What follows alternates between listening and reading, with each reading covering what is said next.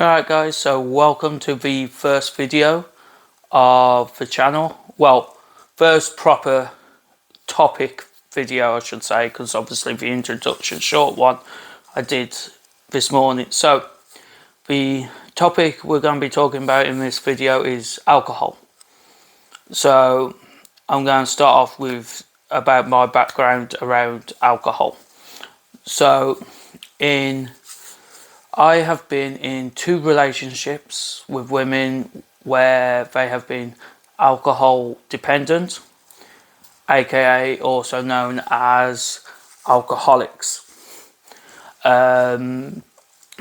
It both times affected my mental health massively, because now I've seen, because of those 2 relationships, I've seen truly what alcohol can do to you. It has had a lasting effect as well, guys, because now I don't enjoy anymore. Since the end of the second relationship, I haven't realistically enjoyed going out and partying like how I used to, and getting drunk like how I used to before I got in either of those relationships. So yeah, it has had a long lasting effect on me. What one for that the long lasting effect it has is a good one, because alcohol, a lot of people think is the answer to a lot of things, and it really isn't, and that's where the depression side comes into it. So basically, the first relationship, she'd drink wine, beer, rum, whatever it was, every day. She'd say some nasty things to me. I won't name for women, obviously, because that's not my style, that's not who I am. But she used to throw me about, because she lost her father to the exact same thing she was doing, alcohol. So she used to throw at me, and it used to cut me up. It really did. She used to say, "You don't know what it's like to lose a parent," and I used to say, "Well, no, I don't. I have both my parents, thankfully. Thank God I do. But she was very evil when she had a drink in her, because she would say something like that to me, and that was most of the relationship, to be honest. And God's honest truth, like, it really did used to cut me up. Like, I always remember, like, walking home back to my parents' house and thinking, like, why is she doing this? Another thing she said was that, her father passed away in his early to mid 50s, obviously because of the drinking he had done in his life. And she turned around and said if she died at the same age, she'd be okay with that. And I'm thinking, and I used to have a go at saying, no, you shouldn't be okay with that, because that is not right. That's not a way to live. Everyone wants to be on this planet for as long as they can physically, and fighting to be on this planet. And she didn't care about that. All she cared about was literally drinking. Every day we're going to Home Bargains, because it was during lockdown, so we're going to Home Bargains to get some food, and she'd always go to the alcohol section near enough straight away. And I mean, the first time she met my parents, she was drunk, obviously, and then the day I broke up with her, if I hadn't have held her upright, she would have fell face first into a road in the town centre we lived in. And I just look back and I just think, like, you know, you could have had such a good life away from alcohol, but you chose to follow in your father's footsteps. So, you know, and it does have a massive, massive effect on people, you know. So obviously she had seen her father do it for a very long time. So then obviously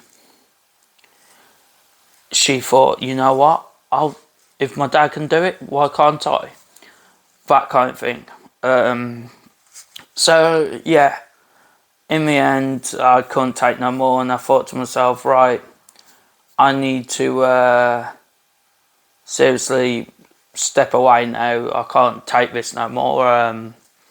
I tried talking to her, saying, look, you need help, and she just bat it off, saying it is what it is, you know. Oh well, if I die in my 50s, I die in my 50s, you know. If I die from the same thing my father died of, so be it. But she was not prepared to get any help. She was not prepared to stop drinking on her own, nothing. So I mean, I don't know, because obviously I don't talk to her. I don't know if she's gotten help or what, I don't know. But yeah, so that was the first relationship. Now on to the second one. And with this woman, it was one bottle of wine's not enough, but two is way too much for her. And that happened most nights. So, she always liked, she'd either drink at home for bottles of wine, or she'd go out partying as if she's still in her 20s, and she really wasn't. I won't say what age she was when we was dating, but hey-o. But yeah, and she used to cause arguments all the time and stuff like this, and she did something at an event, and then blamed me for it when I didn't, when I wasn't, I was involved, but I didn't start it, she did, kind of thing. I won't say what happened, but yeah, and literally it was, yeah, she went all around the town I worked in at the time, say, and people was coming up to someone who was at this event, whose event it actually was, saying, oh, I can't believe this, Jamie did this, Jamie did that, and this woman turned around and said, Jamie didn't do any of those things, it wasn't him, it was actually her. But because the problem was, she was very drunk, and I mean very, very drunk, and she didn't, when she started to sober up, I think she realised what was happening and she regretted it, and that's why she couldn't bear telling everyone the truth. And literally I just, yeah, it turned out she went around the town telling her versions of events, shall we say, when really that didn't happen. And I've got people even backing me who know the truth. So yeah, and then she also tried it on with one of my close friends a week after we split up. So yeah, that was, and again she was drunk because she was in a pub when she did that. So there we go. So that's my past experiences around alcohol, which now makes me. I still drink alcohol, obviously, but I don't do like what I used to do because I'm a firm believer in when you live in a certain situation, it makes you very wary of that situation happening again to you, or you being the person who starts this problem. Okay, so now I'm going to move on to what the alcohol does to you. Okay, so the alcohol affects the balance of the neurotransmitters in your brain. Okay, which obviously isn't exactly the best of things, is it? Let's face it. So yeah. Now it also now is alcohol classed as a depressant? It is. Now the second relationship, the woman was on antidepressants. Now she really should not have been drinking that anywhere near that limit like what she was. I don't know. I don't know if she is still. I don't know. Don't have nothing to do with them. I've left it in the past. So she shouldn't have been drinking as much as she was, if at all, because of the depressant she was on. So yeah, it is classed as a depressant. So if you have antidepressants and then you have a depressant, you take a depressant whilst you're taking those antidepressants, it's going to cancel out, obviously, clearly from what I've seen, it's going to cancel out most of the properties of the antidepressants, what is helping you feel somewhat normal if you can. Okay, so yeah, so alcohol slows down your central nervous system. Okay, and it also affects your brain activity and slows down your brain activity massively. It can change your mood. It can change your behavior. Some people I've seen in my lifetime get emotional through alcohol, badly emotional, shall I say.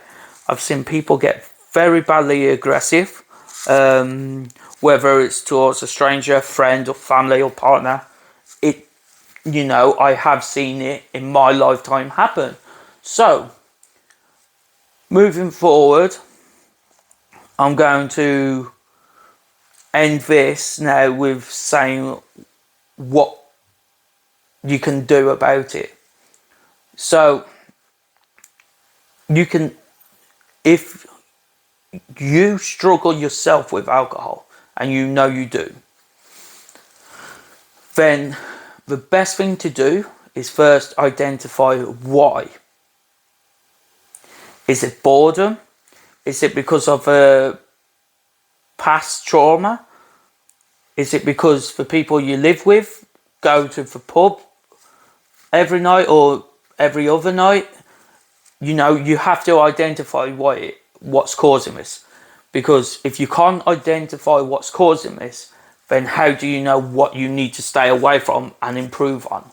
Okay, so if it's because you go to the pub every night with your friends who you live with, then I suggest when they are getting ready to go to the pub, go to a club like go to golf club, go play snooker, go to the gym, go on a run, go on a walk, anything to do to stay away from that situation of you getting ready to go to the pub with your friends. You see what I mean? So you have to physically identify why. That is the main thing, identifying why. That is what I would like to say is stage 1. Okay? Stage 2 is then admitting you've got the problem as well. Stage 3 would be to actually remove yourself from those situations. Step 4 is literally do everything in your power to remove the alcohol out of your mind, out of your body. Okay, you need to seriously, you can't take this half-hearted, because if you do, you won't succeed in this. I've seen people try and they've not lasted and failed miserably because of the simple fact being they took it half-hearted. Okay, if you would want to get better, you need to be 100% in it to get better. Okay, so not only that, think about the effects it's causing, you know, whether it's your liver, your kidneys, or even strain on friendships, relationships, family ships, which isn't a real word, I just made that up, but you know what I mean. So literally, I believe if you follow those things, you can get better. Okay, if it's someone who drinks a lot, who is around you, whether it's a partner or a family member, then I suggest you look at why. You try sitting them down and talking to them and asking them, why do you drink like this?